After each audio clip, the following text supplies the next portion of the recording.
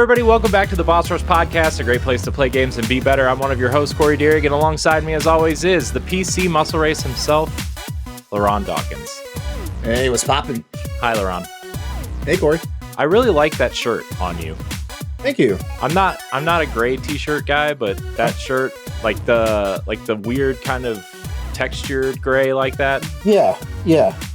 It really suits your skin tone. I like it. Thanks. I like it. I actually like a lot of gray tones on shirts and stuff, and I feel like for the most part they actually do something for my skin tone and my complexion. So yeah, like I typically have a few gray colored shirts. If not gray colored shirts, gray tank tops. Yeah, they the lighter / brighter shirts usually your skin tone complements those lighter and brighter colors. So. I appreciate you saying that. Thank you. You're welcome. You know how to make a guy really feel good about himself. I know. Just wait till later. Also here is the mad pharmacist herself, Stephanie Klimov.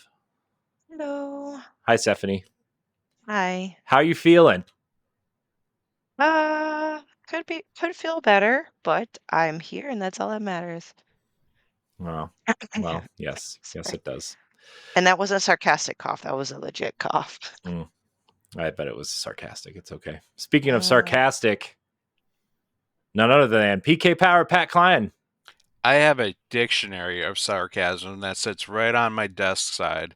That way, you know, if I kind of get into a mood at work, I can just pick up the book and start reading some sarcastic stuff. Nice. Mm-hmm. I thought you were at first I thought this was like a lead into a sarcastic remark or joke. No, but you did have a missed opportunity when you mentioned something about make guys feel good or something before introducing stuff. Well, you know. Speaking of making guys feel good, Stephanie Klimov. Oh yeah. Oh boy. Oh man. I feel like it's been a while since we've all done this together. It's always been some combination of us somewhere, somehow. But we're all back for now. And then you know, we're all gearing up for that PAX West, as they say. Except for LeRon. Womp womp. Yep, except for me. Yep. It's okay, LeRon. We understand. Mm-hmm. I'm very excited though. We'll just paint Rog black and, you know. Oh god. We'll call him Oh LeRon. my gosh. Oh my god. Oh no. I need an adult. I also need an adult. Well, speaking of which, I would like to put out a little teaser. I might not be on the show for a few weeks just because of recording spotlights and other things, but keep an eye on Boss Rush Podcast for an announcement of things that we would be participating at PAX West. Wink, wink, nudge, nudge. Yeah, very excited for you. That's awesome. Yeah, a couple things too, real quick. We'll get into this housekeeping, but we're adding a few segments to the show. I'm very excited for. We are adding a pre-show to this. Obviously, if you are listening on free feeds, you know that there's a pre-show, but it'll be a Patreon exclusive perk, and you'll get that, and you'll be able to submit topics if you are at the community interaction tier, which is the silver tier on Patreon. So you can submit topics for that. And yeah, also we heard your feedback about spotlights and book club. So there is a feed that will house all of those in one spot. So it's called Boss Rush Plus, Boss Rush Podcast Plus. You can search there. And yeah, the spotlights will live there and book clubs will live there beginning in August. So you can check that out. They will still remain on this feed through July. But yeah, I know a lot of people, I don't know, it was like 60-40, keep them on and, you know, take them off. So I don't know. It was there. It was available. So we did it. Guys just don't know what you're missing. Yeah. Real. Yeah. So anyways, This is the Boss Rush Podcast. If you want to support this here podcast and the Boss Rush Network, you can head on over to Patreon, patreon.com/Boss Rush Network.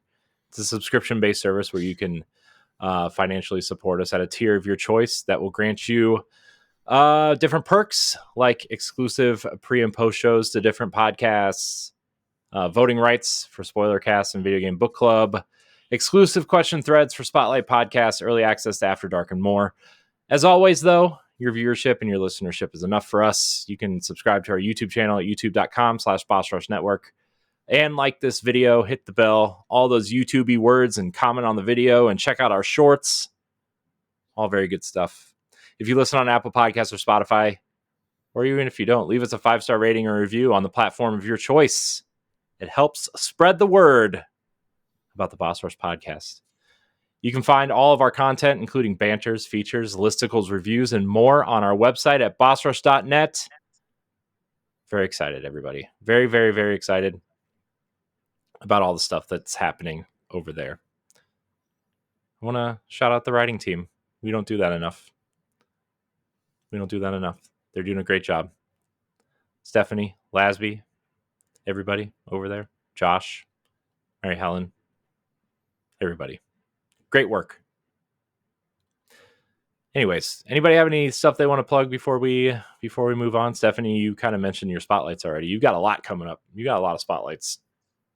Yeah, I tend to just go right into it sometimes. I just interviewed Tanat behind Tan Ant Games, and he is a solo dev working on a game called Building Relationships, which is a pun or play on words. But I'll leave the rest up for that, which will come out later in July. Soon we'll be interviewing the developers of Fretless that we got to try out at PAX, and actually quite a few more devs from either PAX or from Day of the Devs. So it's a little sneak peek. Nice. Pat,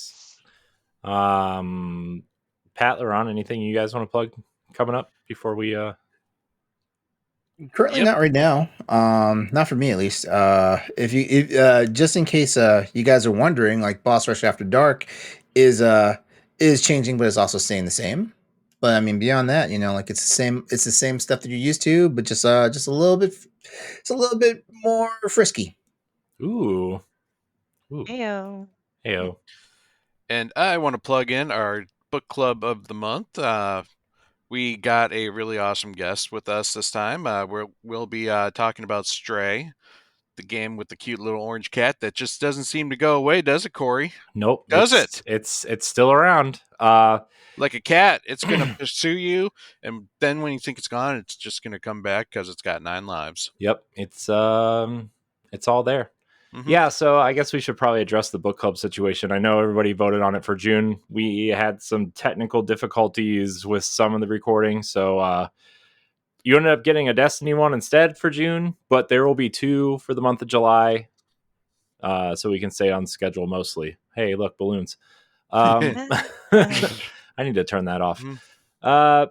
But Stray and Paper Mario will both be coming out this month for patrons, so you will not miss a beat.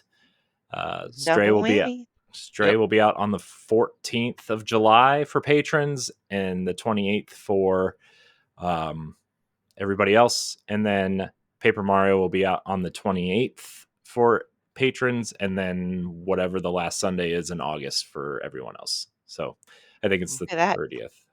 Jam-packed with content, guys. Yeah.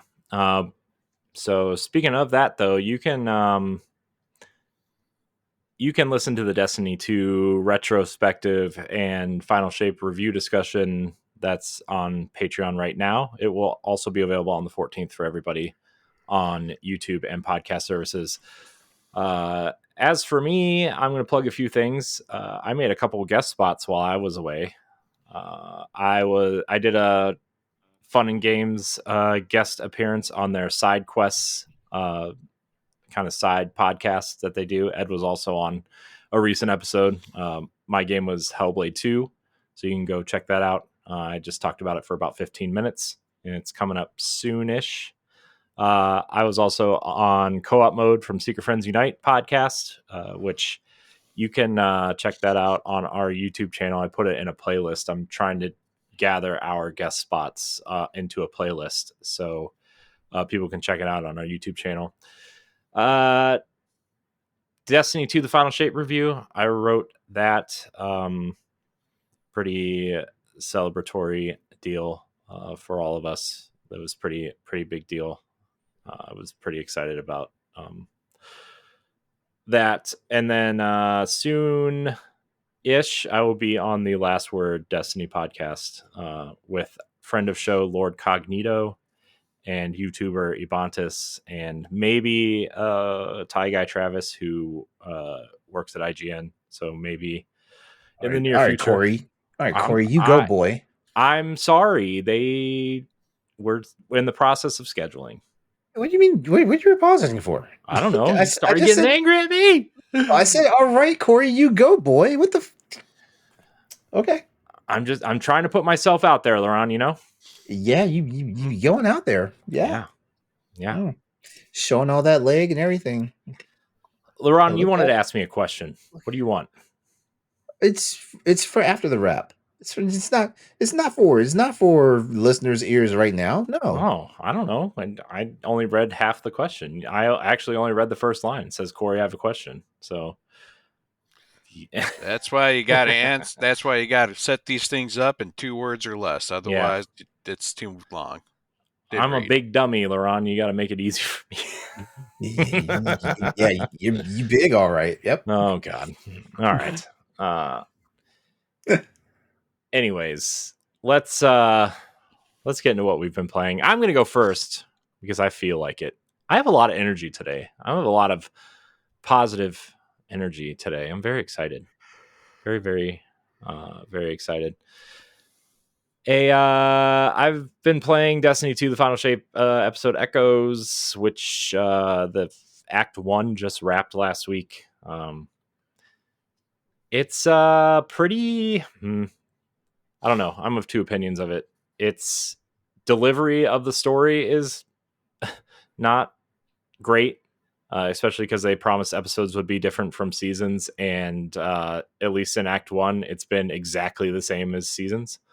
But we have Act 2 and 3 coming, so we'll see. But the story is really cool because the robot race, the Vex, have been pretty boring over the last 10 years. They are kind of a hive mind robot race that kind of all answer to one kind of central figure that we don't really know who it is or what it is. And they finally changed it up to where there are rogue Vex. They are not listening to the commands of the central operator and instead are being commanded by an entity known as the Conductor. So we don't know or haven't seen the Conductor yet, except for in the key art. So that's pretty interesting. And it also seems to be affecting the Exo Guardians, which are the robot race that you can play as in the game. So that's pretty interesting as well. I'm interested to see where the story goes because the story is really interesting. It's just the delivery is pretty bad, especially when they promised they were going to change it. So we'll see. But I won't talk too much about Destiny and get deeper into that. So I've also been playing Paper Mario, The 1,000-Year Door. Let me tell you, I put it up on my TV and put those LED lights, the colorful LED lights on with the lights out. Oh my gosh, that game is amazing looking. It's definitely fresh looking. Yeah, it's awesome. I love the way it looks. Playing it is like, let's speed things up a little bit, but it is a beautiful looking game. Also, I finally tried out Luigi's Mansion 2 HD. It sure is Luigi's Mansion. I don't really have much else to say about it except it doesn't look as good as Luigi's Mansion 2 or 3, I mean. Oh yeah. I mean, sure, whatever. It's a port of the 3DS version, but also like I feel like you could have just used the Luigi model from 3 and put it in 2, and it would have looked better. But I'm not complaining. It's Luigi's Mansion. It's fun. It's the best one, in my opinion. So it's pretty stellar. Yeah. And then I've played some various Mario games with my children because they are becoming more and more obsessed with Mario characters recently. My son is obsessed with Bowser. He thinks Bowser is awesome.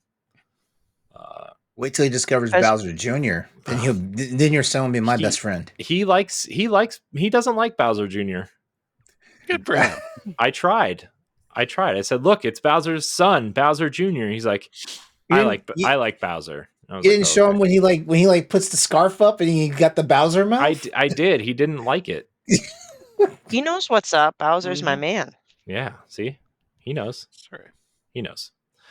Now the big question is, who does he think the superior Mario brother is? Luigi. He likes Luigi. Yes. They both like Luigi. Luigi has the better color scheme, honestly. Yeah. I don't know. My son keeps fighting me that Mario is. I'm like, listen, you lose. Both of my kids really like Luigi, and my daughter likes Peach. My son, though, Rosalina. Who knew? She's sassy. She's got the hair thing going on. You know, as far as we know, she's got some very strong powers that have yet to be revealed. Sure. Yeah. She's also a good Mario Kart racer. So, but that's it. That's it for me. Stephanie, I'm going your way now because you have show and tell. Yeah. Technically, you guys have seen it, but this is all the more reason why you guys should check this out on YouTube. But first, I've only been focused on one game. This is one of a few of the reasons why I need to take a bit of a break because I'm just not completing things on time. I'm playing Silent Hill, the original Silent Hill, because I'll be making a guest appearance with Tales from the Backlog. I don't know when it'll air, but I know we'll be recording sometime in August. So from looking at walkthroughs and talking with some of y'all, I'm about halfway through. I'm at the hospital when everything looks all terrifying. And let me tell you, for a game that was like a, old school graphics, they could still scare the crap out of you. The only thing I just don't like, and it's not the game's fault, it's just the mechanic of the time, is tank controls, and that's only because I am not used to tank controls. I'm sure if I grew up with a lot of it, I probably wouldn't struggle as much. So again, it's not like this game sucks because of it. It's more like me getting used to how it works. After playing it a few hours, you do adjust, right? So the atmosphere and the point of view, like the what do you call it? The help me out here. The perspective, like because it stays a certain like you're walking towards the camera, so I don't freaking know if there's an enemy ahead of me. Man, it really does things to my head. I keep forgetting sometimes that you're an adult gamer, and what I mean by adult gamer is like you've actually gotten into games as an adult versus like growing up with them, like the other three of us on the show and stuff like that. So it's really fascinating when like you're discovering like a PS1 and Xbox era games and stuff for the first time, and like as a game a modern gamer right now. It's fun, it's intriguing, it's fascinating, and sometimes it's really funny. To hear like your struggles and like how you're trying to adapt to it. Because I mean, you're playing Silent Hill, but I know you just played the RE4 remake, and you're like, why the fuck is it like this? I am, but at the same time, the tank controls and the fixed camera angle, there you go. It really actually benefits the horror of it because of the way the enemies work. They're not running fast and you know what I'm saying? So at the rate that the enemies are attacking you and how you get notified by the static radio, I feel like it actually jives well. So I bet you if I played that at the time it released, my mind would have been absolutely blown. Not that it's blown now, but like I can see what made the franchise that it is. And you're right, LeRon. Like that's kind of why I'm really ecstatic that some of the older games are getting remakes. And if not, I still want to go back and experience some of the legendary franchises. In the vein that you're doing Silent Hill, Capcom and GOG just re-released the classic Resident Evil 1. So you might want to load that up on the Steam Deck. It's like $9, $10. So you might want to load that up on the Steam Deck and give that a try. Because you'll immediately, like, when it comes to like the survival horror camp, like you'll immediately figure out why there was like a Team Resident Evil back then and a Team Silent Hill back then. All right, I definitely will, because that's a good deal. Yeah. I'd So that's what I've still been say playing. go for the remake version. Remake's scarier and has more. No, I mean content. she needs to learn more about them tank controls. She does. I thought the remake had tank controls too. The remake does but have you tank can controls, but swap it's very much. Okay. Yeah, there's modes where you can actually switch like the camera style. Yeah, well, the GameCube version of remake only has tank controls. Yeah, it only has tank controls, but when the new versions, Okay. the re-releases on PlayStation 4 have the PC version also. Yeah. So Nice. And then hopefully by the time I catch up with you guys, I will also have checked off Thousand Year Door, Paper Mario, as well as Hellblade 2, because those are the ones that I got into but couldn't finish because of time and everything. So y'all keep talking about Thousand Year Door, and I never played it because I wasn't really feeling it when it launched at on the GameCube. But y'all keep talking about it, and I don't know, maybe I need to pick it up. I don't know if you would like it, LeRon. I'm gonna be honest with you. I would wait for Mario and Luigi. Yeah, I'm a pro like the original Paper Mario, the Nintendo 64 one. I'm pro that guy. You know, it's very similar to the original one, but the thing that I think both Corey and I have experienced is we forgot there's a hell of a lot of backtracking. Like there are chapters where you're literally going from one end to the other, back to that one end, then back to the other, then back to the one end, and then back to the other, just because someone's like, okay, go here, grab something, take it back. All right, go back there again because you missed something. Go, that's how. That's gonna get old. That's gonna get old for me real fast. It gets I'm not looking forward to that. Mm-mm. Yeah. It's very mid 2000s RPG ish, but I mean, if you like Paper Mario, this is a good hint of nostalgia. But LeRon, I think if I were you, I would probably wait for Mario and Luigi to come out, because I think feel way more modern, and that's going to be more your speed anyway. Mm-hmm. Yeah, it's not all bad though. Sorry. One more thing. It's not all bad though. Like the story is still top notch. The story and the characters and just how everyone and like every single NPC has a personality, and they change their dialogues just with like small things, and like that was like top tier. Mm-hmm. Just the backtracking. So basically, what you guys are saying is I just watch somebody's let's play. Or watch someone's like what do they call it now? The deep edit, where it shows like the gameplay, but it shows the major portions. It skips kind of all that padding. Yeah. Meanwhile, you can do what you want, LeRon. I'm gonna tell you. You should probably just play another video game. And trust me. I listen to you guys versus the opposite, where you don't listen to me and Pat. Because how's that Final Fantasy 7 going? I don't know. I'm gonna be honest. I haven't even thought about it in like a month. I've been playing too many other games actually, and then obviously Destiny has kind of taken over everything recently. So, man, I'm gonna be so poor because of Destiny. They announced the new statue, and I'm so upset because I remember when he was going to quit. Remember when Destiny wasn't good? I do. Hey, it's a hard habit to break. Speaking of hard habits to break, I have never once said I'm quitting playing Monster Hunter. Has Monster Hunter ever been bad for a long stretch of time? Monster Hunter try like over a year. We keep interrupting Stephanie. Sorry, Stephanie. Yeah, I know. I'm so sorry. It's okay. I just figured, well, I don't want to take up too much time. No. Please do your thing. Please do your thing. Limited Run had their Republic annual clear out sale. So against my better judgment, I got more stuff. So I got Infernax, which I'm very excited to get a physical copy of.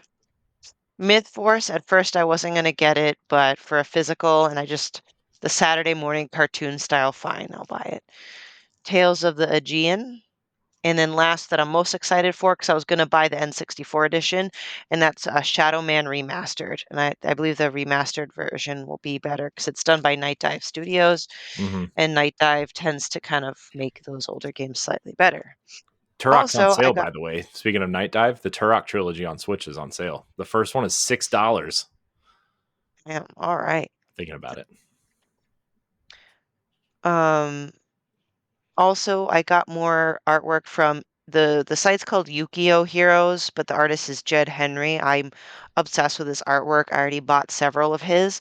I got the Japanese rendition of what Kingdom Hearts would be. Oh my It's god! really great. When you sent us screenshots of those, like I thought they were more like postcard size. I didn't realize those are like full ass portraits.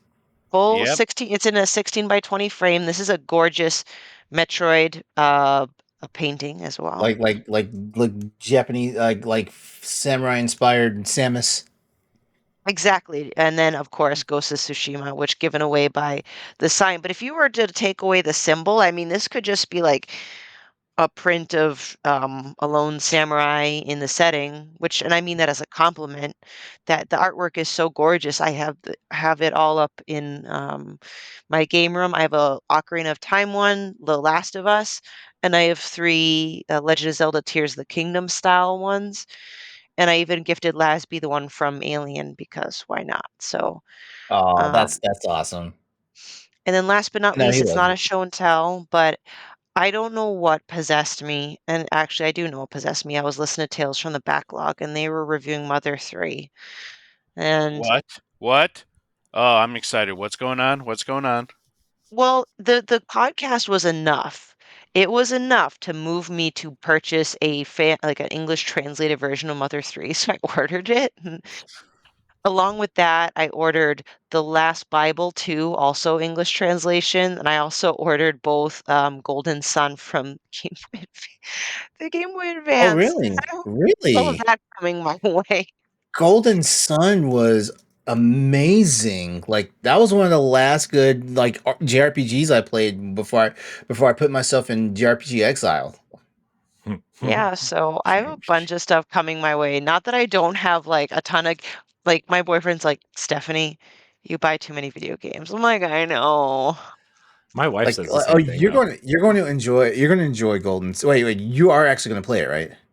Yes, yes, it's not just for You collecting. I mean, when I'll you play are it, going to enjoy I it. don't know.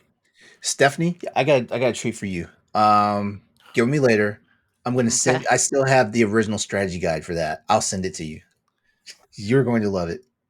Hey, okay. Now, Steph, are these like complete in box or are we talking just cartridge? Okay. Just cartridge, yeah. Otherwise, I was going to recommend if they were complete in box, save them and just play the Switch online version. Mhm. You know, Yeah, just I'm pretty sure they're pricey, but no, I got just the cartridge and they're affordable price. but nice. The Celeste, when I Wonderful. gave her my 3DS, she put on a copy of Mother 3 for me, so I got that.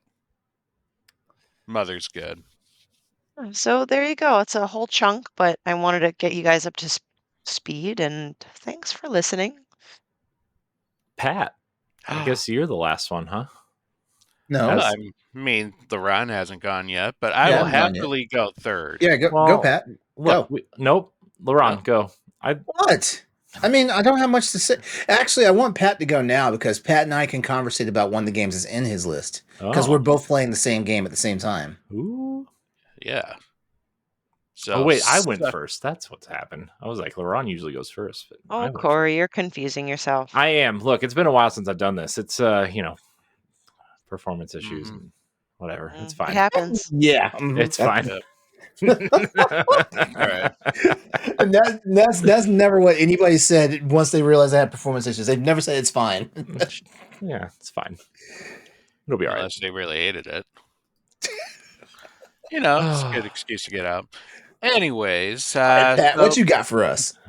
I all right, since we already went through Paper Mario and Luigi's Mansion, there were a few games I did manage to beat over this last weekend. I finally beat the Metroid The Zero Mission that came out on the Nintendo Switch Online, and not only did I beat it, I 100%ed it, God damn, man. and I Dang.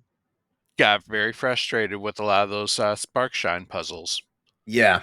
Because like the game's easy enough to beat, but if you want to 100% it, they put you through some really precise puzzles that require you to run until you get like this charge, and then you got to stop, and then you got to do some movements while you're holding the charge, and then start the charge again, and do that like literally 7 times before you finally get to the wall that you need to break. And it's just so irritating when like it's got to be precise. Like they do not give you much chance to fail. If I'm not Otherwise, you can do mistaken, the isn't whole there like damn. seven? Isn't there like seven different sequence breaks in Metroid Zero Mission? Like you could literally beat the game in like 30 minutes with just doing sequence breaks. And I think there's Yeah, seven of them. yeah. I think there's about 7 of them, and Yeah, if you're doing the 100% can't run, there's sequence a few break. more too. Yeah. So I did manage to do that, and so I love the game. It's definitely one of the best of the old school Metroids. Um, but yeah, 100%ing it was a pain in the ass. All for just a picture of Samus in a biker shorts and tank top. That was my reward. Anyways, so the next game I beat, game number 24 of 2024, was a game I was really looking forward to. It is called Until Then. It is a Yes. it is a visual narrative by developers in the Philippines. So it's another one of our South Asian game developers that we like to support here on the Boss Rush Network. And this was good. Like I knew that it was going to be good. That it had the vibes that A Space for the Unbound did. So if you loved Space for the Unbound, I highly recommend that you play this one. This is another coming of age story about high school teenagers just kind of coming into like from teenage to adulthood. And the gimmick with this one is that there was already some natural disasters, like a chain of natural disasters that almost ended the world. Mm. So it's like society is trying to move on, but they're still facing the consequence of this. But you're teenagers, and all you really care about right now is trying to get through school. But you're also going through other things. The game has focuses on a lot of heavy themes. I would say some of the big ones are grief, um, just kind of accepting human limitations of what we can do, and just be willing to accept those, uh, and the connections that we make, especially connections using the themes of music. Um, so it was a very good story. It does have some twists in it. Uh, when you think that the game is over, it is not over. It actually is. Would probably it. I don't want to say exactly where that twist is, but it's not over. You still got a lot of game left to go through it. I can't wait to play this one. But yeah, it's the character interactions are just so well done. Like the conversations that these kids have, like it is hilarious, but it's also like heartbreaking too at times. And just the way they communicate is there's a lot of like texting, like they're on their cell phone, they're texting, and it's like almost real life. Like they're starting to type something, but then they delete it and they start typing something else, but then they delete it, and then they maybe give like a one word answer to like the answer to a text, just kind of like normal life. Mhm. They also scroll through things like Facebook, where you can like and you can share posts and maybe comment if it's programmed to do that. And then some people might call you out, whether you liked or shared something that they posted later on. It's like it's really cool that it's very just how the characters interact just through the various mediums like social media. Seems like It's it's something very relatable. it's relatable and something I haven't ever seen done in a game. So, I definitely applaud the efforts there. And the soundtrack to this game is absolutely, absolutely just beautiful. Like the song that plays right in the beginning of the game, like just almost made me want to tear up. Like it's Aw. well, also the text that was playing too was just so ah, it was beautiful to read and it struck a chord with me. So it's a good game. Like I highly, highly recommend it. My only complaint was there seems to be bugs in the game where it, at least on the PlayStation version that I played, where like when it started a scene, none of the buttons would react. So you'd have to close the game out and restart it again. And I had to do that several times. But that Mm. hopefully can get patched out. Other than that, it's a great game. Great game. Will definitely make you laugh. It will definitely get you misty eyed. Like it will definitely surprise you in various ways, like thoughts of what exactly is going on in this world. So it's yeah. Nice.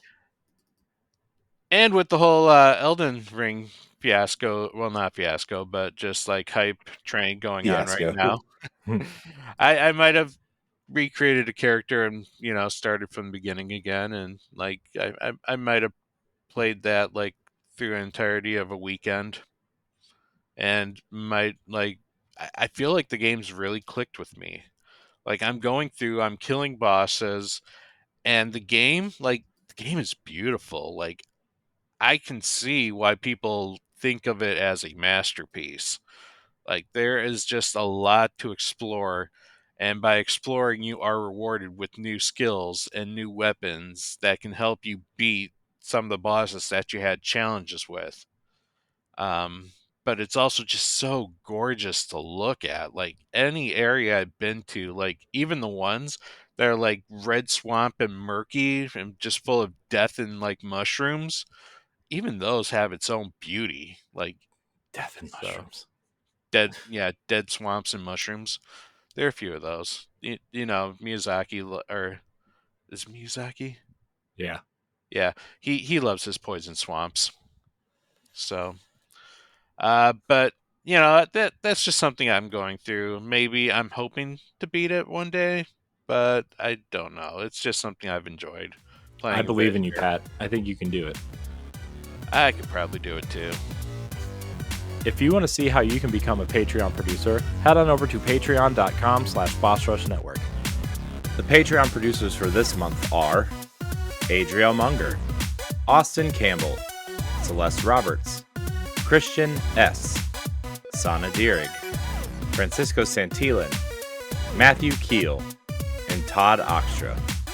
Thanks for your continued support of the Boss Rush Network. And finally, I've also started playing Monster Hunter Stories 2 because I bought Right. the Let's talk. duology. And yep, it's a fun game. The game has a lot of things that I like and I get addicted to. Like I enjoy going in and like trying to find the monsters that need to like boost up my equipment. Unfortunately, some of those are more the rare kind that you have to like go into rare dens to find or like. Mm-hmm.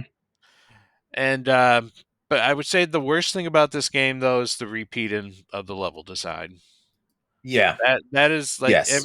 all the levels are, most of them are randomly generated, so it just kind of uses like the same map styles over and over again, and it's just it's boring. And like you just kind of find yourself rushing to get to the eggs, which is always a fun thing to do, and like try and get those. For me, I'm a collector. I want all the monsters.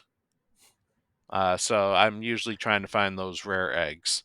And it's getting to the point now where I'm starting to chase rarer monsters off in hopes that they, run away and go to a den, so I know for sure that I'm going to get that egg. Also, Navarro. How the hell does he always have a freaking barrel to stand on? I swear, like every single cutscene, he's like standing on a barrel, and it's like, where does this come from? Is And that is that unanswered thing that always happens in anime? I mean, it's not like he can carry the barrel. The barrel's bigger than he is that he's standing on. You played a Monster Hunter game or two. Where are the hunters pulling those barrels and those barrel bombs out of? Where are they coming from? You got a point there. Don't ask questions you don't want the answer to. No, I want the answer. Oh God. Yeah. Mm-hmm. How far are you in there? Because I'm currently playing Monster Hunter Stories 2 right now. I would say I'm in the second region, the one that kind of looks like it's in fall. Okay. Yeah. So you just got off the island. I got off the island, and I finally just unlocked the ability to inhale genes. Yeah, you're in Act 2 of the game right now. Yep. Like I'm currently in Act 4. Okay. Yeah. I'm playing it too, and I'm being slow about it because like I'm just trying to collect the monsters, and stuff like that. But once you get to Act 4, you get into what the Monster Hunter Stories equivalent of high rank mode. Which means now like all those monsters that you raised and collected, they're now obsolete because they're too weak. So you got to go out and you got to find the high rank version of the monsters and start getting their eggs and raising those monsters. Well, at least they level up fast enough. And also update as soon as you get to Act 4, update your weapons and armor. I keep doing that. Like it's kind of funny. Like right now, like the Tiger X is considered a royal monster, so it's considered like a harder optional thing to fight. I beat the T-Rex. I beat the T-Rex on the first try this time because like when I was originally playing it back when it first came out on the Switch, like I was having a hard time beating the T-Rex as a royal monster, but like I beat the first time. Yeah, this time I'm not sure if it was like experience this time or what because I got lucky. I got lucky. Like both of my heroes had one heart left on each side. Isn't that nerve-wracking? It is because if either one loses all their hearts, it's game over. Yeah, and it sucks that Alvin is just so freaking weak. Like the guy with the elf with the bow. With the bow and arrow. Yeah, it's like it's crazy too. It's crazy clapped every time one hit. It's crazy too because he's a Wyverian, and like he's got a cool monster companion like Legiana. Legiana's no joke. I can't wait to find one. Yeah, just like he gets smacked, and his is bonded to him. You can't steal his. No. But yeah, I fought the Tigrex, and so I got S ranked it, so I got a whole bunch of like supplies. I'm like, oh, I'm excited. I'm gonna build some equipment with this. Every freaking piece that involved the Tigrex involved a creature that is not you have not encountered yet. Yeah, that's how they keep you from power leveling. That's how they do that. Because you're not gonna find it before Act 4. I'm just gonna say that right now. But in Act 4, guess what the first royal monster you encounter in Act 4? The brute Tigrex. So get ready. Fair enough. Yeah. Yep. And the only game I'm playing is Tekken 8. Tekken 8. Yeah, I mean, there's been since the last time we actually had a Boss Rush podcast recording. Like, there's been 2 tournaments. So every time Tekken tournaments come out, and I mean, these are big tournaments. Like they're televised. They're on YouTube like the entire weekend and stuff like that. Like Combo Breaker happened a couple of weeks ago, and then we had CEO, which these are all building up to the Tekken World Tour. Which if if you guys follow like Street Fighter, for example, like Street Fighter always has like a world championship. Like this is what like these tournaments for Tekken are right now. They're building up to the Tekken World Tour, which is the major like esports competition for Tekken. They Tekken, something was in the news recently about Tekken, right? Like there was some sort of, is there new DLC coming or something? New characters? Yeah, well the summer patch is coming. That's going to release the second DLC character right for the season. So for people who were playing Tekken 7, and because Lydia Sobieski was the final character released for Tekken 7 in this in the season 4 pass for Tekken 7, and now she's coming back, and she'll be in the summer release, which everybody's trying to figure out when the summer release is dropping, because like when that drops, like she'll be released as well as a brand new stage. But the good news is for Tekken players right now, there are no more major patches and updates for like move lists and rosters. So like nerfs and buffs there are no more until season 2 happen. So you guys, everybody can coast now. Well, they might make some major changes depending on if stuff shows up broken, but like beyond that, like people do not have to worry about making any more adjustments to how they're playing right now. Yeah, but fixing broken stuff is different than a major patch. Yeah. So, man, Tekken. What a series! I can't believe that series is still like trucking along. 30 years.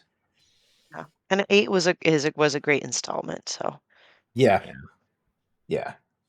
Man. Yeah, I don't know. Even though Harada kind of pissed me off though, because like the not this last patch that happened, but the patch before it, like they made Victor's gun move. Like Victor's the main I've been using since Tekken 8 dropped. So it's the French what they guy. do to him. It's the French guy and everything with the sword, the knives, and the gun and stuff like that. They've made it now to where it's called the quarter circle forward move, or the fireball motion. If you guys play Street Fighter, they made it technical now. So like you can't just roll if you're playing on a pad, you just can't just roll your thumb over the directional pad and get it done. Yeah, I had to. I was getting so frustrated with it that I was like, you know what? I stopped trying to do it for a while, and then like while watching this tournament, I had Tekken running, and I was like, I'm just gonna sit here until I get this motion correctly, until like I was able to get it pulled off 90% of the time that I was actually putting the command in. Like they made it technical, and it's still the same movement, but the game has the register that you did the down toward, and the forward motion. It has a register, so it can't be a down forward and think you're going to get it. Dang. Yeah. So and I've heard other characters also. They kind of like tightened up like the timing control of the motion and stuff like that. But right now it's only affecting me because it's Victor. So I don't care about everybody else right now. I don't care. Gosh. Dang. Yeah. All right. Well, I'm done talking. So it's time for our weekly segment. We've been putting it off for like 3 months for various reasons. But it's time for our Metacritic Draft updates, everybody. So for those of you who are new, at the beginning of the year, we chose 5 games for our Metacritic Draft, and whoever has the highest score at the end of the year wins a prize. And whoever loses, well, you lose. So halfway through the year, well, we were planning on doing it quarterly this year, but it seems that we are doing it halfly. I feel this is better, though, because let's face it, we don't have the flood of games that last year brought. Sure we do. We had a ton of games this year. We have a ton of games. What are you talking about? Yeah, we have a ton of games this year, but not as a ton as last year.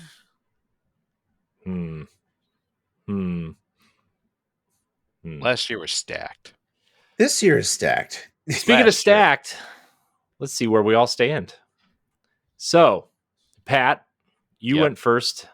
You went first this year. Yep. Because you did not participate last year because you joined late. Yep.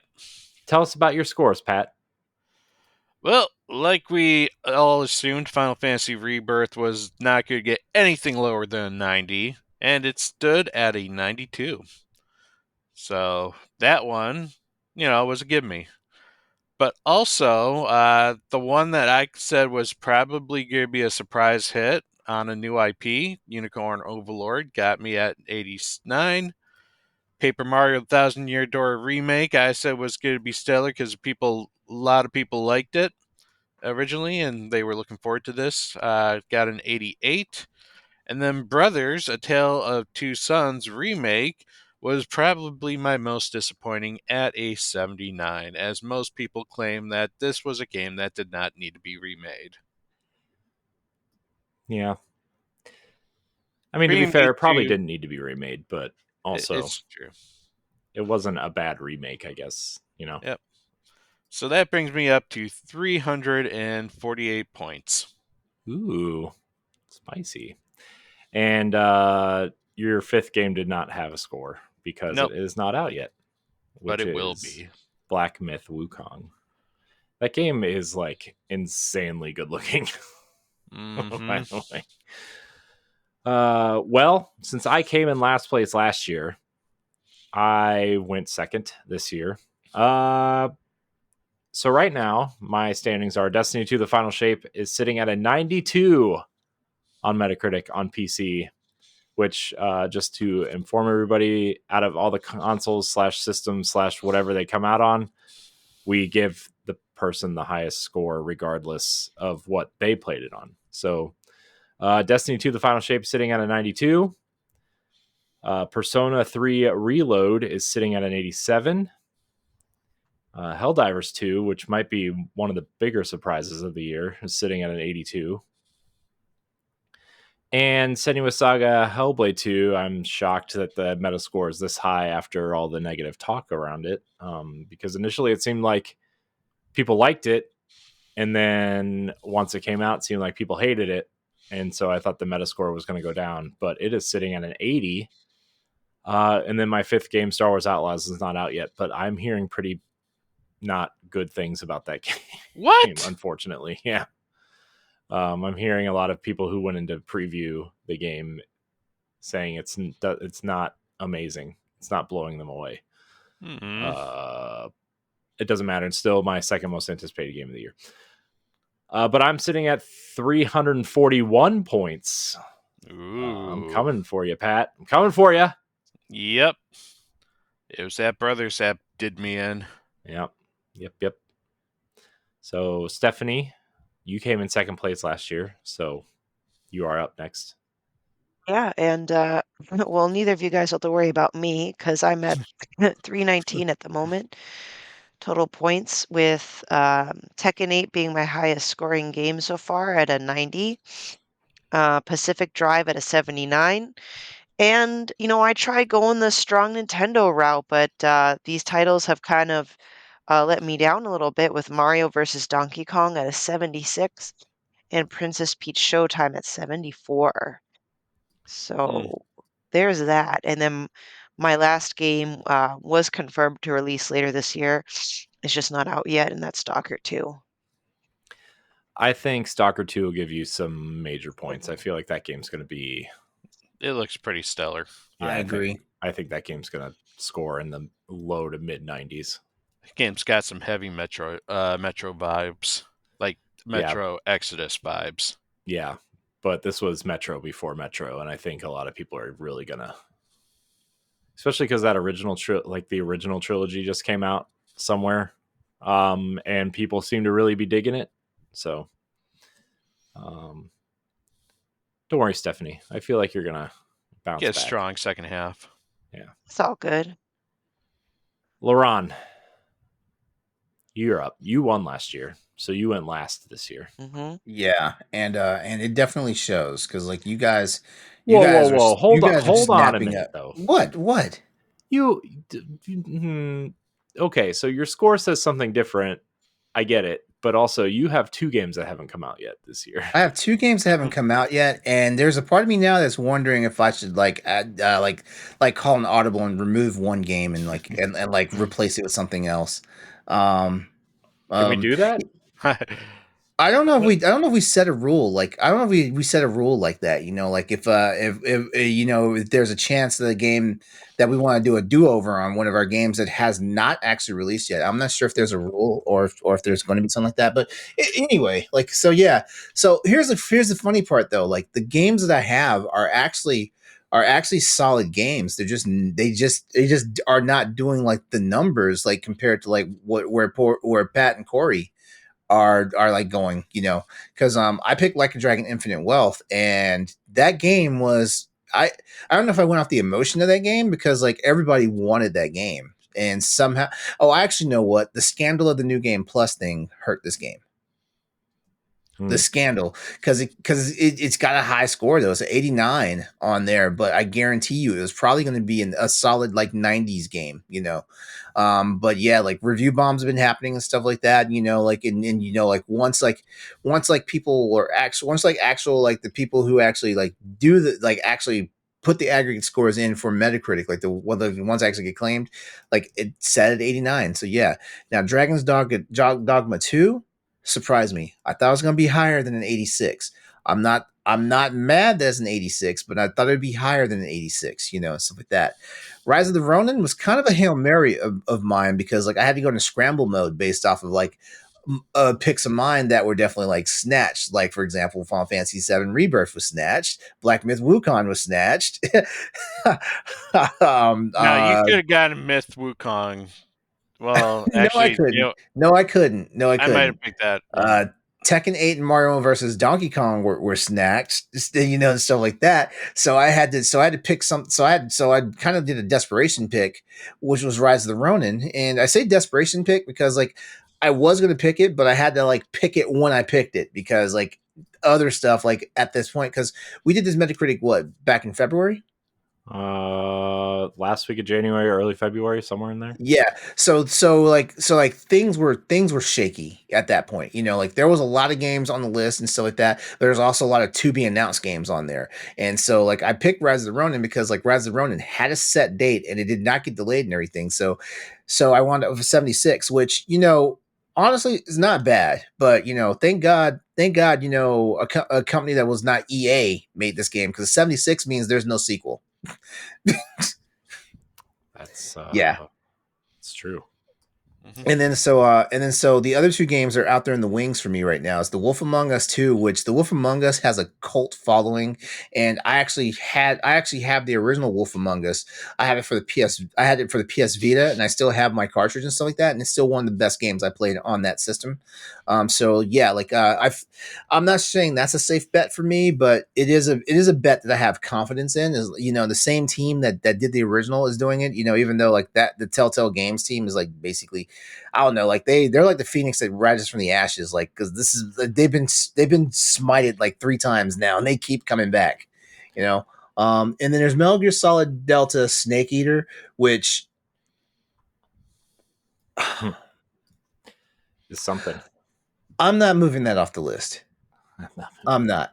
I have because I just read the interview with one of the lead developers for that game, and I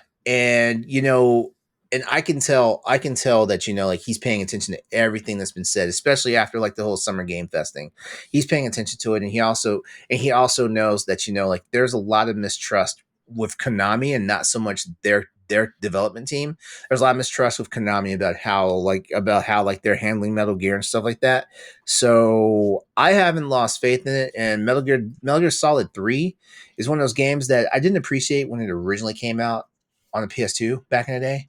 But when they did the Metal Gear Solid Master Collection, that basically had like Metal Gear Solid 2 and 3 like in a remaster form. That was when I finally played Metal Gear Solid 3, and it's one of my favorite Metal Gear Solid games ever. Yeah.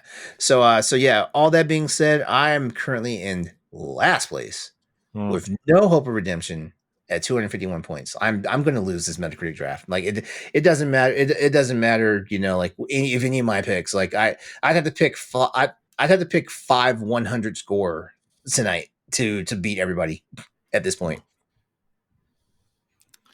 Well, LeRon, there's always next year. No, yeah, no game has a perfect score on Metacritic. No game. Yeah, that's fair. All right, so basically what we need to do now is fill 5 more spots with games that are coming out the rest of the year. And then so this is the last one. So this is the last one. Okay. We're gonna make it happen. So anything that has come out before July 2nd is ineligible. Anything that comes out over the course of the next 6 months minus a day is eligible. Pat, yes, you are on the clock. I'm on the clock. Well, you can wait, stop. Pat's in first place right now. Why is he going first? Because we're still No, that's not how. No, he's going first. No, he didn't participate last year. We're going in the same order that we went last time. No.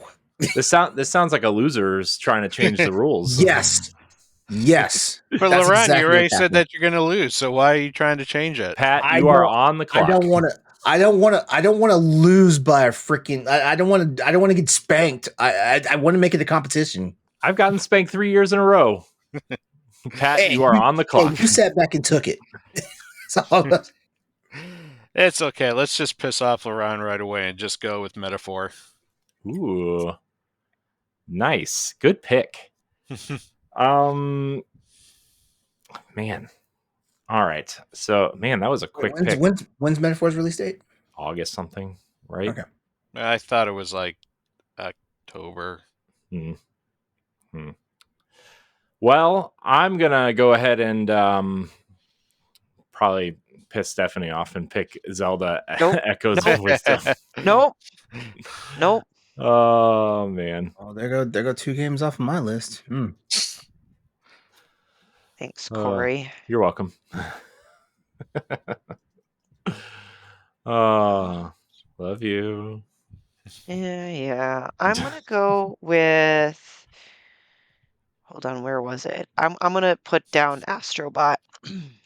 Nice. There's 3 games. Astrobot would have probably been my first choice, but I went with emotion on this one. Astrobot, though, I think is probably going to be the highest one out of every game that gets scored in the next 6 months. Oh, do you think it'll beat Zelda? I think so. Okay. Fancy. Ron's thinking hard. I know. He's got to recover. Mario and Luigi Brothership. Nice. All right. That is a good one. I hope that scores really well because, and I have not played Princess Peach and I haven't played Mario vs. Donkey Kong, but in particular, I was disappointed that Mario vs. Donkey Kong was only a 76. I hope that's not like. I don't understand why Mario vs. Donkey Kong scored that low, if we're being honest with you. And I don't know, maybe it's just my bias because it's one of my favorite like offshoot Mario games. It's one of my favorite. Amazing. Yeah. This game is great. I beat it, and I know there's a second run that basically you get the true ending of the game. So the fact that they not only like remade the game, but they actually technically made a new game plus that gives you like a real ending of the game. Like I don't understand like what were these people? What were these people that scored at a 76? What were they expecting? Yeah. Right. It's a good game though. Right. Love that game. It is. I'm happy to say I beat the game. I didn't complete the game, but I beat the game. All right, Pat, you're up again. You know what? I'm going to go out there with my next choice. I'm going to go with Dragon Ball Sparking Zero. Okay. Damn it! Just took another fucking game. If we were going by sales numbers, you would probably win that. Dragon Ball games sell. People have been hyping this one, so I think this one's going to score good. I think we've got a winner. on our hands. Chicken dinner. All right, so my next game is going to be Assassin's Creed Shadows. Wow, number 6. Because that game looks awesome, and I think all the people that are making fun of it right now are going to love it because that's how it works. Trying to be strategic here. My number 2 pick is going to be Visions of Mana. Ooh, nice pick. Purdy. Good pick. Yeah, not only am I looking forward to it, but it's, a big franchise. And, well, I don't know. I just feel like there's really nothing extra to be said about this game already that, we aren't already excited for. I'm sorry if that did not make any sense.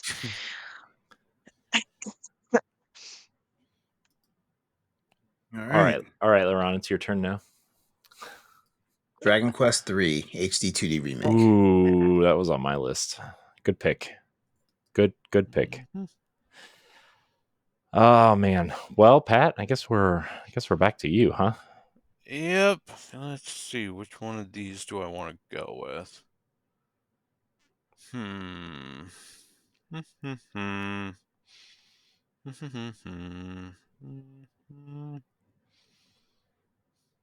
know, I'm gonna go with Ace Attorney Investigations. Nice. Yeah, that was not on my bingo card. If that wasn't on your bingo card, wait till you hear my next one. So this is a game that I'm like secretly looking forward to, and I haven't really talked about it because I don't know if Pat might know about it because it looks like a Pat game. Ooh. But that Renatus game that looks like a mix of Persona and Astral Chain. Yeah, okay. Yeah. I'm gonna pick that because I think that combat looks awesome. I think the art direction looks great, and I'm really interested in that game. So when's that coming out? September 27th, 26th, 27th, somewhere in there. So okay. Oh, okay. I see it. Got it. But I think it looks awesome. I think that game looks really cool. It seriously looks like a faster paced Astral Chain with like Persona elements in it. Yeah, I looked at it. It definitely has more of that Bandai Namco like anime style game, such as like Scarlet Nexus or one of those. Yeah, that's a good draw point. Well, LeRon or Stephanie's up. Sorry. No worries. I'm also trying to be strategic with this choice here, but I'm going to go with Sonic Shadow Generations. That's a good pick. That first Sonic Generations scored relatively high. So, yeah, Sonic is these guys do really good, really bad. There is no middle on that one. Exactly. I mean, so far from what it looks like, I feel like it might do fine, but you're right, Pat. It tends to one or the other, so we'll see.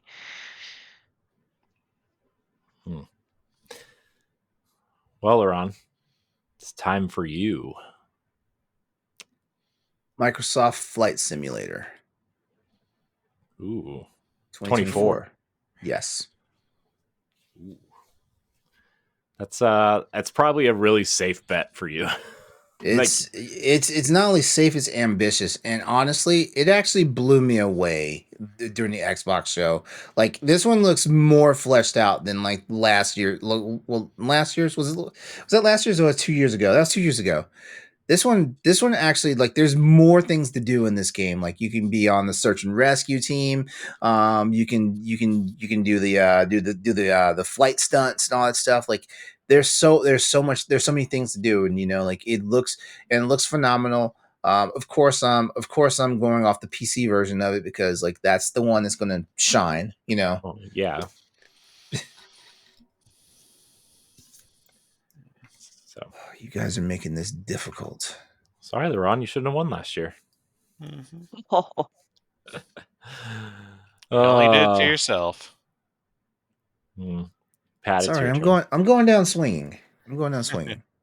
Wait, isn't it? Shouldn't he have gotten last place because last place gets to pick first in the following year, right? Isn't that how it Yeah, works? but Well, because Pat picked because Pat picked first because Right. Pat wasn't and then Corey was Mhm. last place, so Corey technically went second. That's what I Yeah. meant. So anyway. Okay. Hmm. You should pick Slitterhead. I was looking at that, to be honest. I don't feel like that's a safe one. I don't either.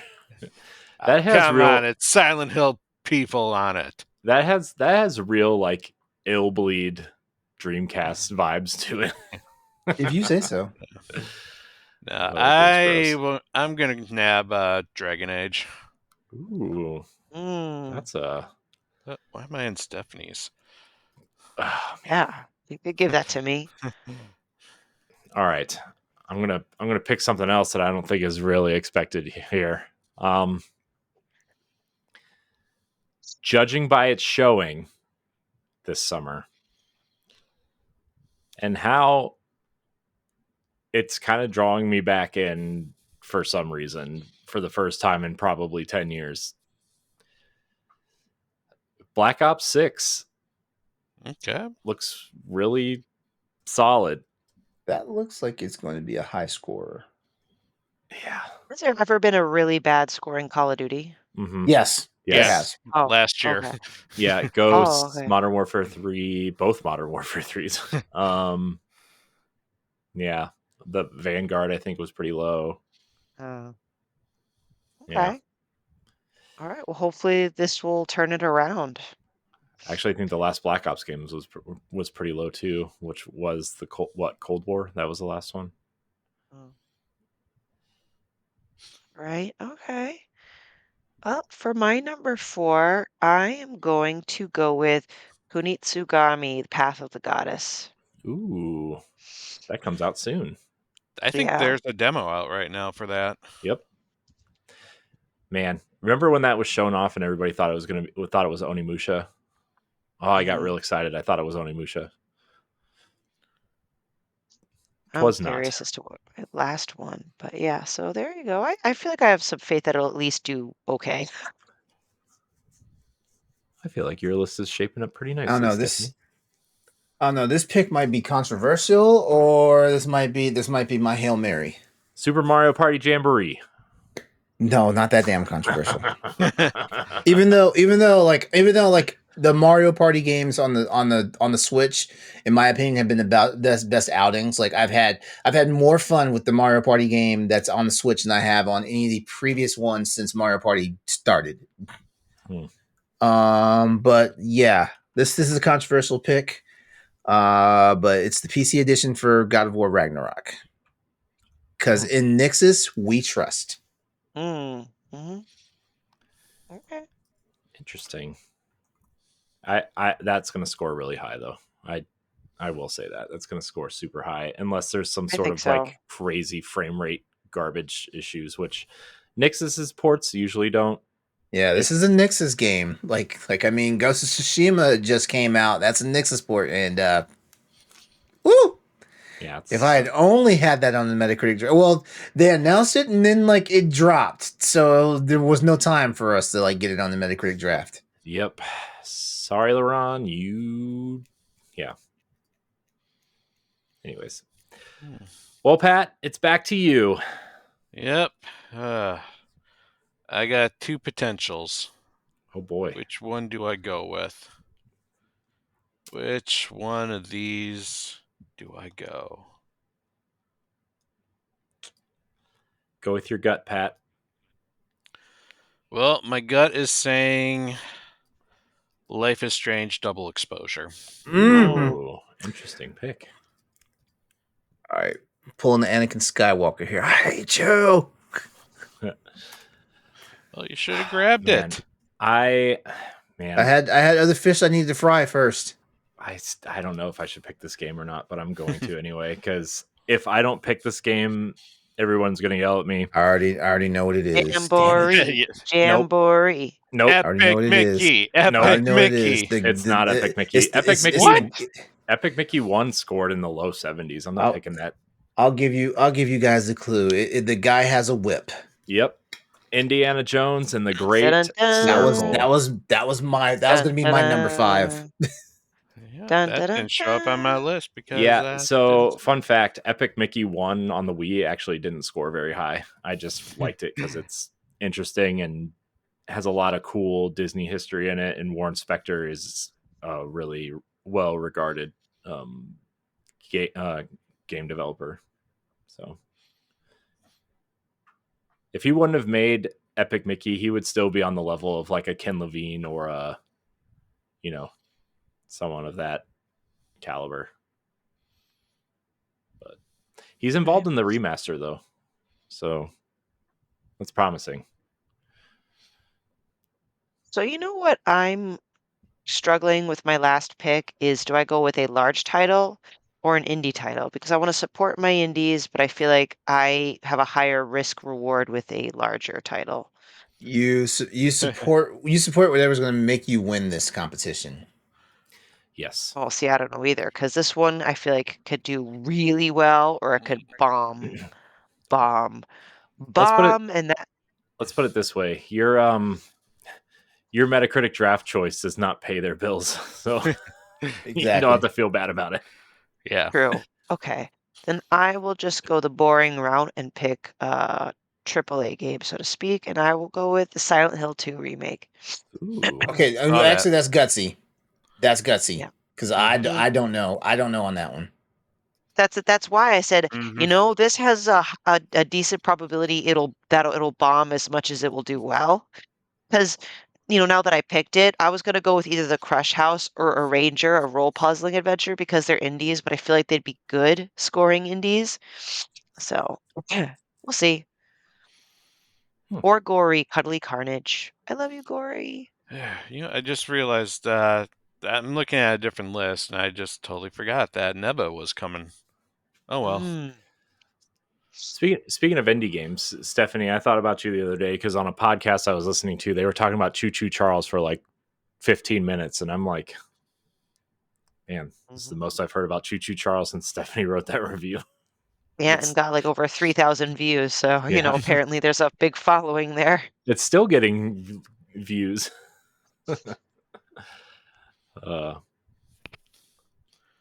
Sorry, LeRon, right, we're delaying your agony. So, your fateful final pick, LeRon. The one that's going to win you the game.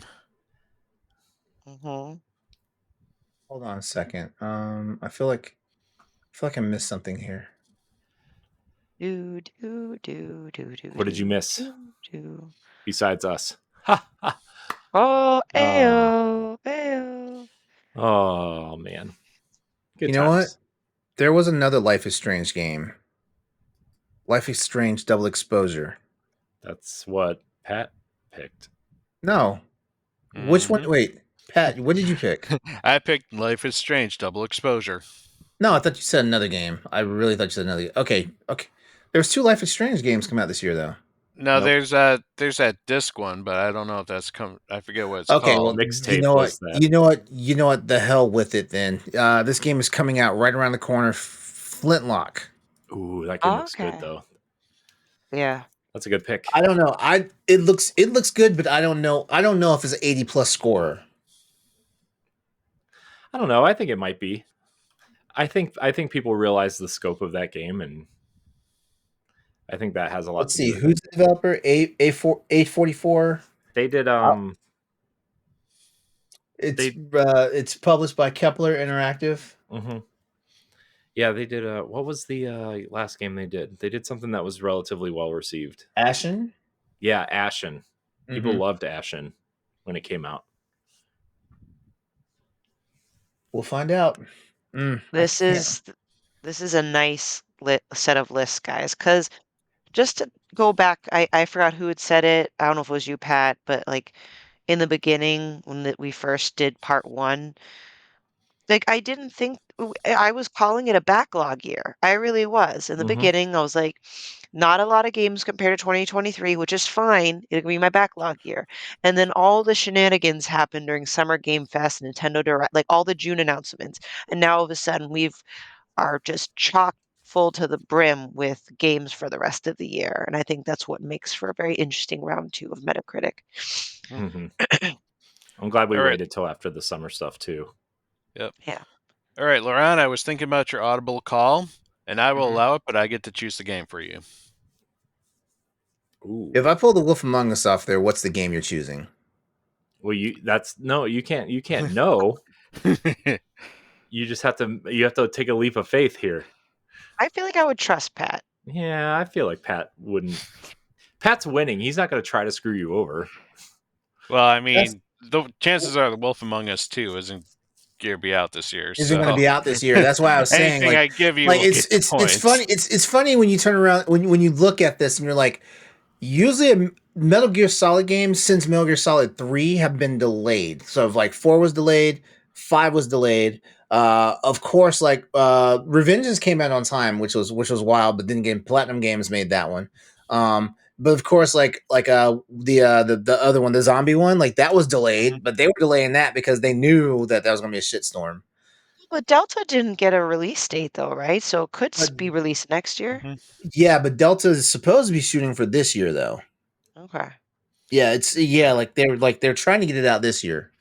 Because I'm not sure what Konami's like fiscal year is supposed to look like. I think it ends before like Capcom's and Nintendo's does though. Pat. Okay, I'm gonna go ahead and I'm gonna pull Wolf Among Us 2 off this list. Okay. Do you like James Gunn? Yes. The director James Gunn? Yep. Yeah. You are getting Lollipop Chainsaw, my friend. No, Pat, you're giving him Lollipop Chainsaw? Oh no. Well, at least it's coming out this year. Oh man. The original. Wait. Lollipop Chainsaw. What is the actual name of this one? Repop. Repop? Yeah. Yep. REPOP. Okay. I don't know. I feel like this one has enough nostalgia behind it where that it'll get a score boost. But what's the date of? When is it coming out? I've already closed the game. I've already closed out the game list, so I don't know what's left anymore. September 25th. Yeah, the day before Zelda. Hey, watch it still be like one of your highest performing games, LeRon. You never know. I know. That week is so busy. I know, which means I'll be indebted to Pat for something, which is not a bad thing because like Pat's my boy, so it's not a bad thing. That week is so busy. It's Epic Mickey, it's Lollipop Chainsaw, and it's Zelda that week. Ooh-wee, that's yikes. Man, good times. Speaking of good times, a new segment that we're entering into the ring here is one thing we want to do is incorporate our website articles more into the shows. And so we're introducing Boss Rush Banter of the Week. If you want to read our Boss Rush Banters, you can go to bossrush.net. Under the Features tab, you can find our Boss Rush Banters as well as our other features. This Boss Rush Banter comes from Josh Martinez, and it's titled, "More Gaming Franchises Should Adopt the Stories Approach." And I thought this was interesting because I'm not a Monster Hunter person, but I really liked what I played of Monster Hunter Stories 2, to the point where, like, now that you guys are playing it, I actually want to go back and play it at some point because I really liked it. And Monster Hunter Stories is out now, right? It came out, 2 weeks ago? The remaster of the first one? 2 or 3 weeks ago. A double pack came out. Yeah. And so, we don't need to spend a lot of time on the banter, but I did think this was really interesting to discuss. LeRon, I'm going to go your way first since you are the Monster Hunter guy. Okay. And you probably have the biggest relationship and the biggest conversation piece with the franchise. Yeah, between like, here's the real Monster Hunter, quote unquote, and here's the the RPG over here. Yeah. So Yeah. Okay, so yeah, like I actually like this banner, and I like the approach to I actually like the approach to how he did this. Uh the one thing that Monster Hunter Stories does that is completely different from the actual like the main Monster Hunter franchise is the fact that this is a true RPG.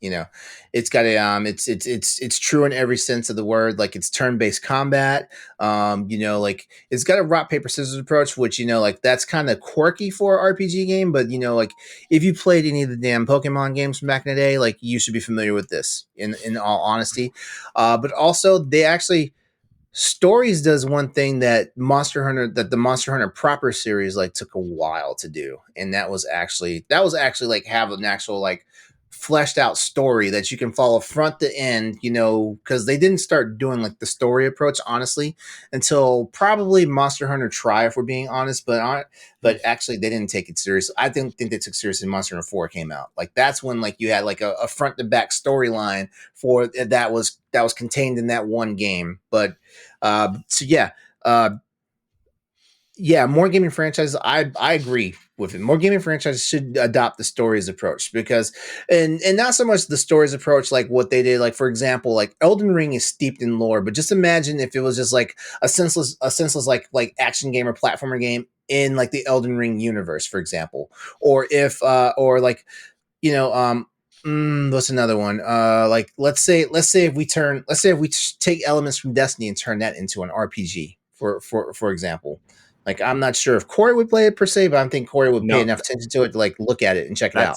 that's something we've actually talked about quite a bit. Is Oh like yeah, what would a traditional first person shooter look like with the kind of the NPCs of Destiny look like? What would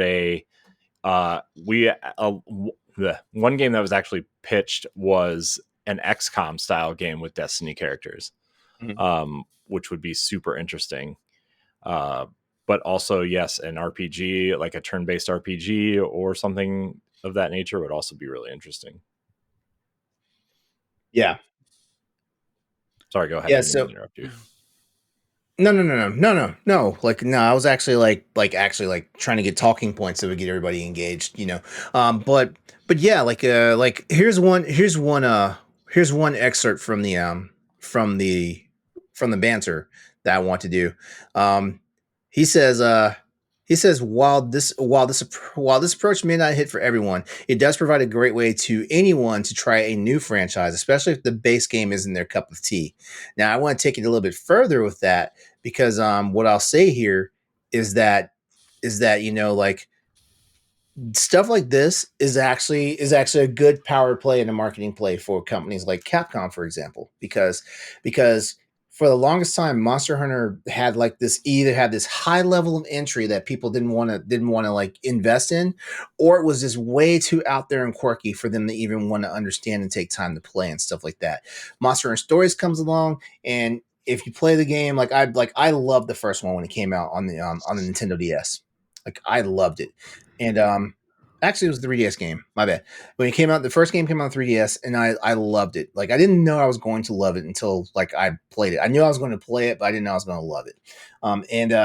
And by the time I beat the game, like there was so much in the game that I was so familiar with Monster Hunter that I knew that anybody who was brand new to the franchise, they would see this stuff and they would get interested at least to look up the actual monsters and stuff like that, because like Monster Hunter's biggest draw is the monsters itself and stuff like that. So like it was a power play for Capcom.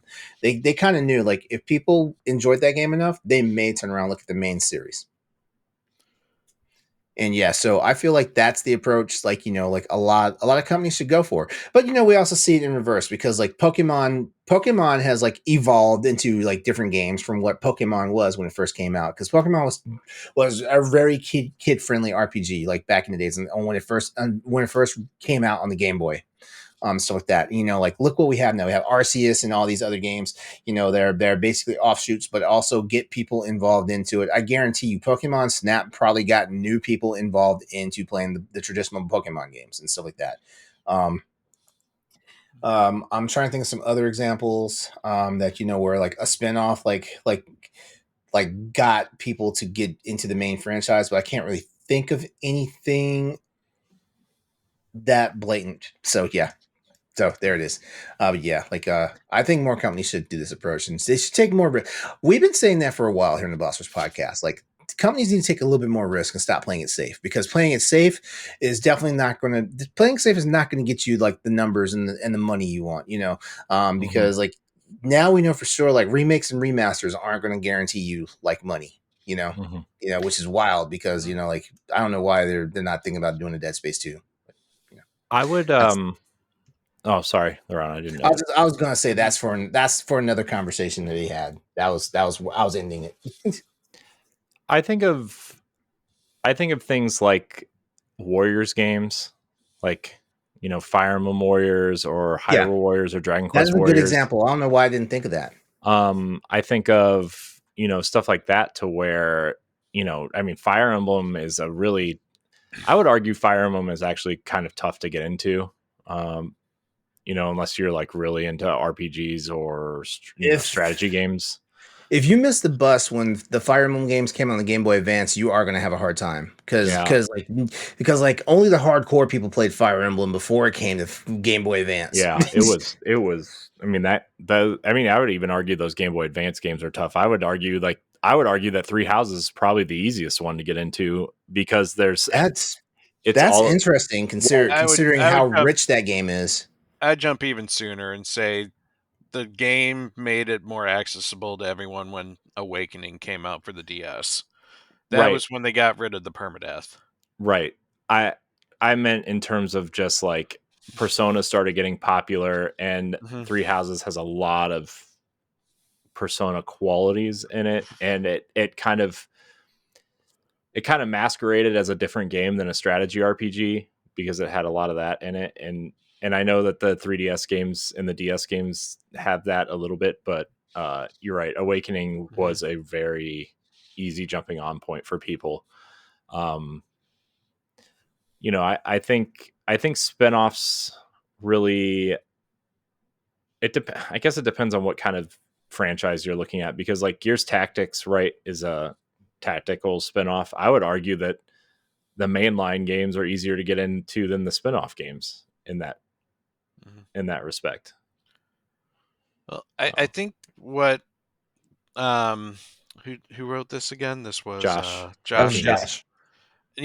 Coming up with a story the story games as in a more easier approachable version of the game, whereas the stories had an RPG turn-based. It was not as like demanding or difficult as the original series. So I definitely agree with what you said about the warrior style version of Fire Emblem. I think was definitely an easier approach for being a side thing. I think when I think of games that maybe could use the story treatment, one that I would love to see would be maybe a traditional RPG set in the Dark Souls world. So that the difficulty of the melee combat isn't there, but it's be more in the lines of like a story or a turn-based RPG. That way people can like get into the lore of the story. Another one I thought of, maybe Doom could get an RPG treatment. Hell, you got yourself a silent protagonist there. There is. It's on iPhone. Doom RPG. Really? Yeah. What kind of RPG is it? I don't know. I just know there's a game called Doom RPG and it's on phones. But yeah, because Doom now, the universe has expanded to worlds, the hell, Earth, like there's all different places now that you can explore. It, you have all sorts of environments and different creatures and a vast lore that you can build into with that one. Yeah. I mean, another game that's doing it now too is Horizon. Look at it's going like the Lego game, right? That's probably a different approach that you could look at too, of like, oh, well, this, kind of series that's aimed more towards an older audience. How do we get kids into, you know, these PlayStation IP without having them watching, you know, people get murdered all the time, and like, oh, well, Legos, everybody likes Legos, so let's throw this world into that. And I'm so excited for Lego Horizon, mostly because it's like retelling the first game in the Lego form, but also, you know, I think my kids will get into it. My daughter really likes, like, I have the Aloy statue from the first game, the first collector's edition, and my daughter like points at it all the time and like really likes it. And I thought, well, this could be a way for her to like get into something like that at some point, you know, because it's kid friendly. There's a lot of comedy. Obviously, there's a lot of costumes and weird stuff going on in Lego games. And it's a franchise that, you know, has, you know, that female character that she could probably look up to at some point. And if she gets into games, she could point at Horizon as like, oh, that's a series that I can, you know, relate to or something, you know? So, yeah. What about you, Steph? Anything you can think of that could use the treatment? Not particularly, but probably because I'm brain dead.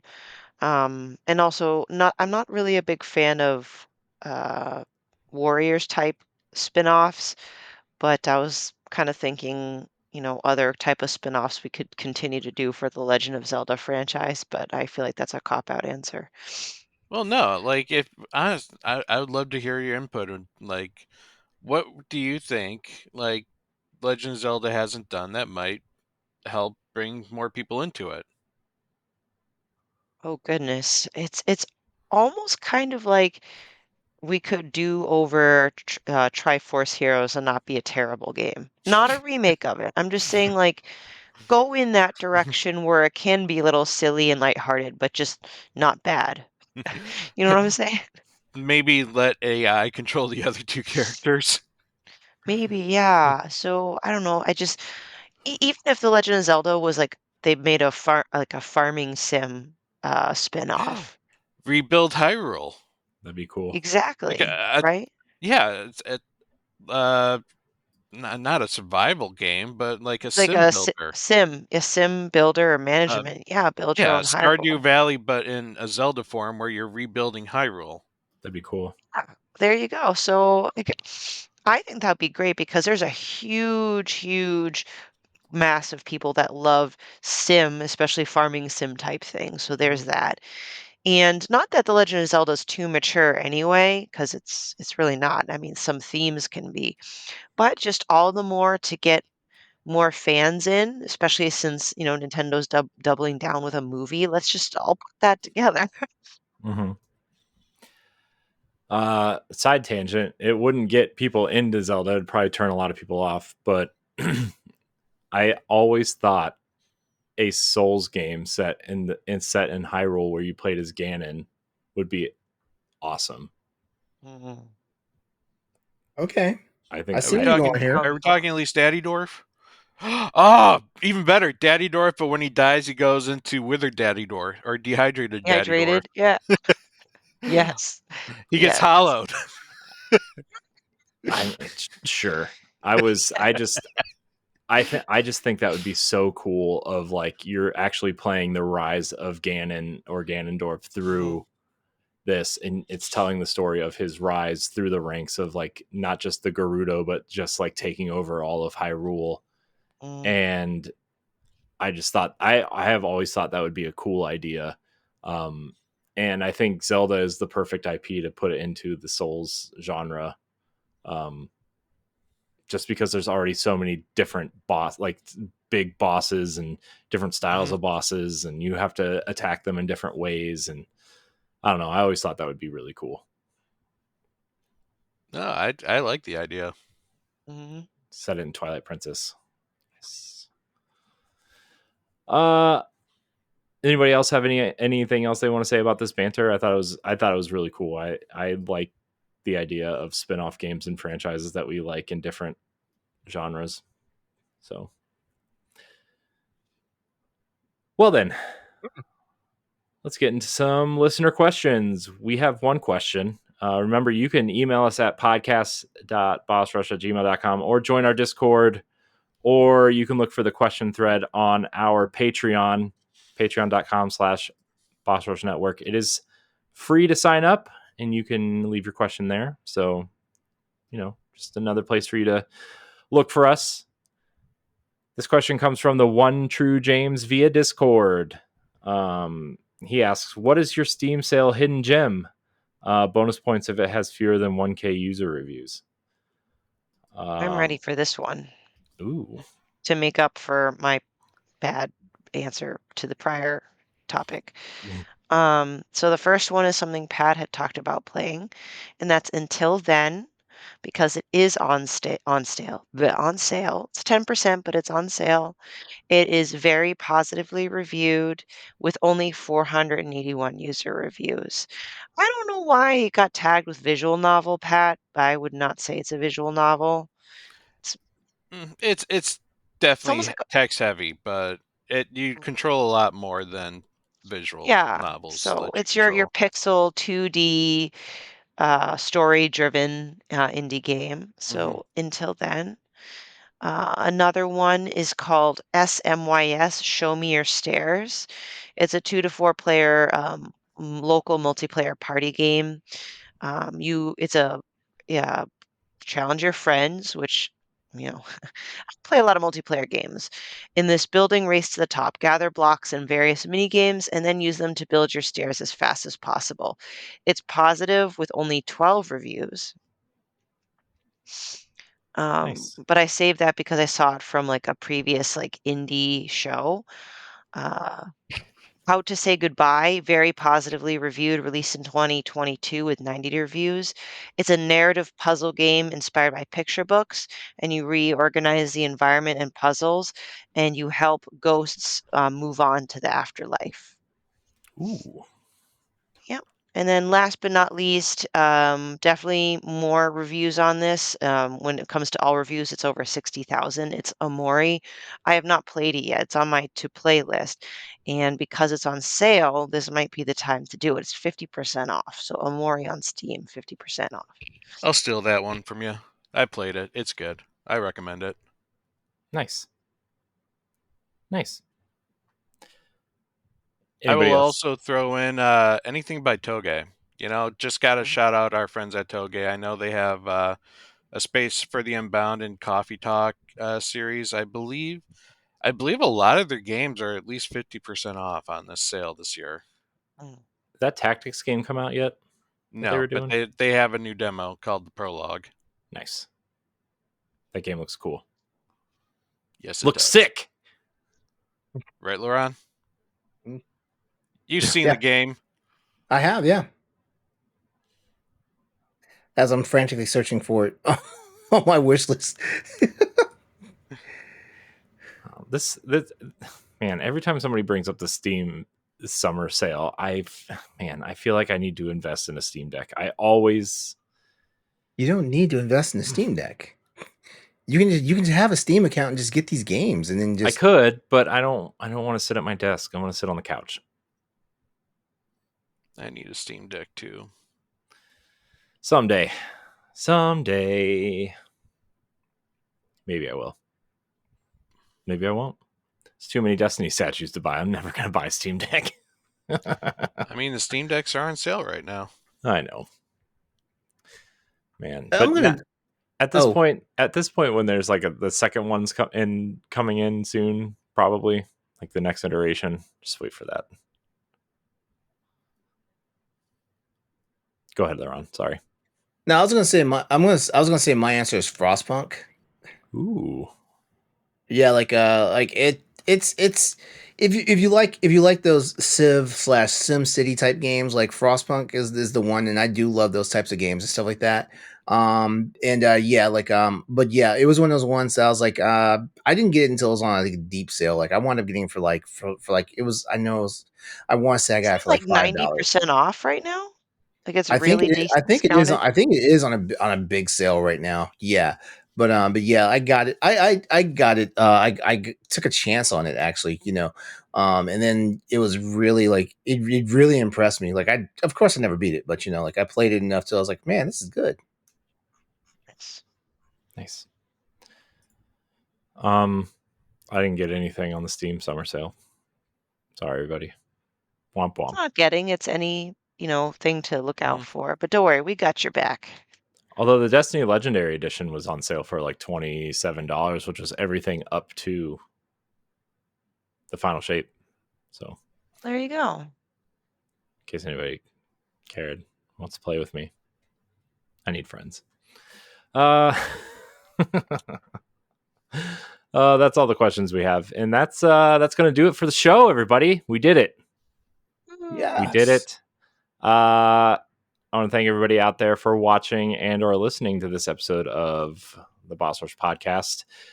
You can support us on Patreon, patreon.com/Boss Rush Network. You can subscribe to YouTube, youtube.com/Boss Rush Network. Rate us and review us on podcast services if you listen. Stephanie, Pat, LeRon, thank you guys for your time as always. Appreciate always you. A pleasure. I appreciate just want to you. say that I missed you. People can start reviewing us better now that there's at least one of us that plays Elden Ring. Yeah. Pat likes it. Mm-hmm. You know what? I found out Lasby is a closet Elden Ring player. Mm-hmm. He's in the DLC. Yeah. He's full of guys, surprises. You have to be good. Only 30% of the people have made it that far.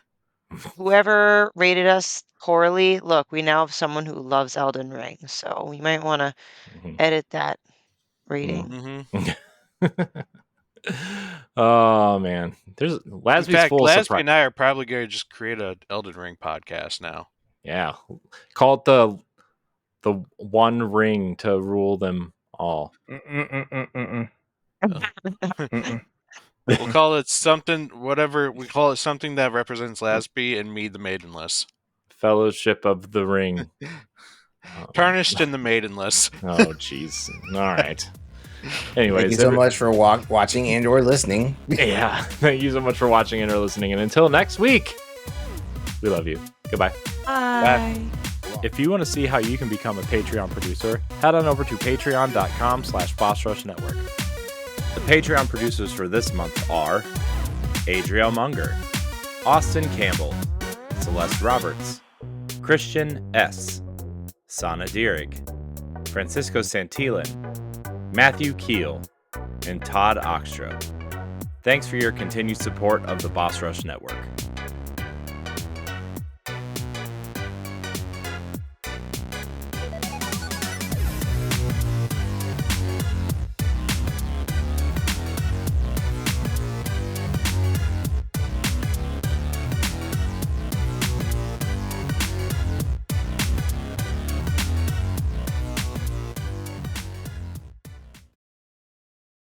So long. Farewell. Mm-hmm.